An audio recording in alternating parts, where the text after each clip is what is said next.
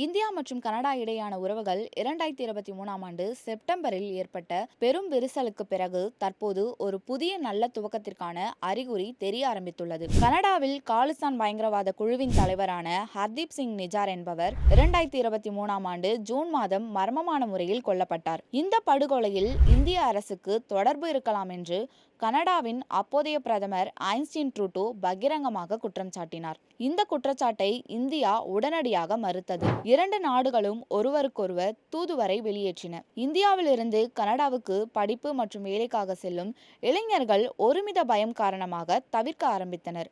இதனால் விசா சேவைகளும் பாதிக்கப்பட்டன. பல ஆண்டுகளாக இருந்து வந்த வர்த்தக பேச்சுவார்த்தைகள் உள்ளிட்ட இருதரப்பு ஒத்துழைப்புகளும் முடங்கின. இந்த நேரம் பார்த்து கனடாவில் அரசியல் சூழல் மாறியது. ஐன்ஸ்டீன் ட்ரூடோ பதவி விலகினார். பொருளாதார வல்லுநரான மார்க் கார்னி 2025ஆம் ஆண்டு மார்ச் மாதம் கனடாவின் புதிய பிரதமராக பதவியேற்றார். புதிய பிரதமர் கார்னி இந்திய வம்சாவளியை சேர்ந்தவரான அனிதா ஆனந்தை வெளியுறவுத்துறை அமைச்சராக நியமித்தார். இவர் கனடாவின் முதல் இந்திய வம்சாவளி வெளியுறவுத்துறை அமைச்சர் ஆவார். பிரதமர் கார்னி தலைமையிலான புதிய அரசாங்கம் இந்தியாவுடன் இணக்கமான உறவை ஏற்படுத்திக் கொள்ள தயாரானது. இதன் ஒரு பகுதியாக இரு நாடுகளும் பரஸ்பரம் தங்களின் தூதுவர்களை மீண்டும் நியமிக்க நடவடிக்கை எடுத்துள்ளன. சமீபத்தில் கனடாவின் வெளியுறவுத்துறை அமைச்சர் அனிதா ஆனந்த் தனது முதல் அதிகாரப்பூர்வ அரசு பயணமாக இந்தியாவுக்கு இந்த வருடம் 13ஆம் தேதி அக்டோபர் மாதம் வந்தார்.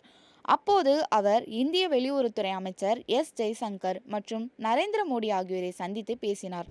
அவர் வர்த்தகம், பாதுகாப்பு மற்றும் எரிசக்தி மாற்றம் போன்ற துறைகளில் ஒத்துழைப்புக்கான கட்டமைப்பை அமைப்பது குறித்து பேச்சுவார்த்தை நடத்தினார்.